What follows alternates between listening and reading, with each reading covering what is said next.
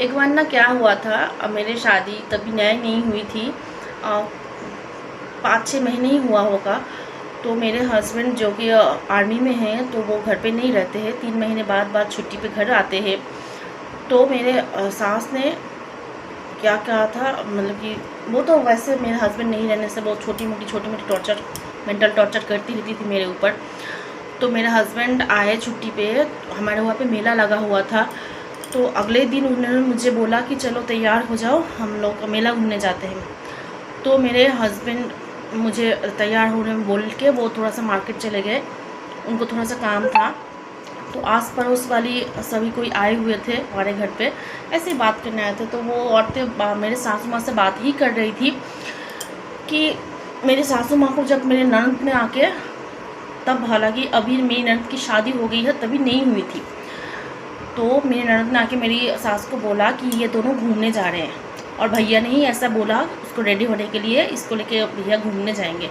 मेरी सास एकदम से इतना गुस्सा हो गई, वो जो औरतें आई हुई थी उनके सामने ही मुझे गाली गलौज करने लगी, बहुत गाली गलौज करने लगी, ये वो।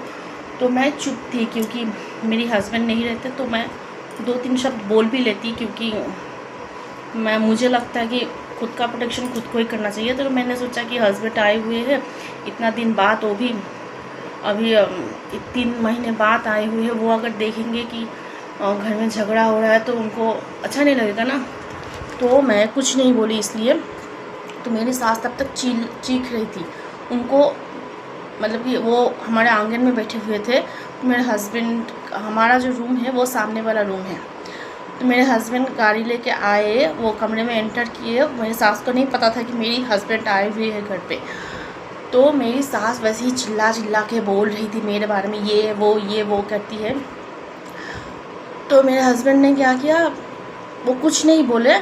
तो मैं जाके सिर्फ उनको इतना बोली कि आप कुछ नहीं बोलोगे, वो मेरे बारे में इतना बुरा भला बोल रही है, आप कुछ तो बोलो ना। तो वो भी बोले कि अच्छा तुम चुप रहो, मैं देखता हूँ बोल के वो फ़ोन देखना चालू कर दिया। तो मुझे तभी बहुत गुस्सा आया। तो मैं बाहर में जो मतलब कि जो गेट के सामने था वहाँ पे जाके मैं खड़ी हो गई, तो और रोने लगी थी।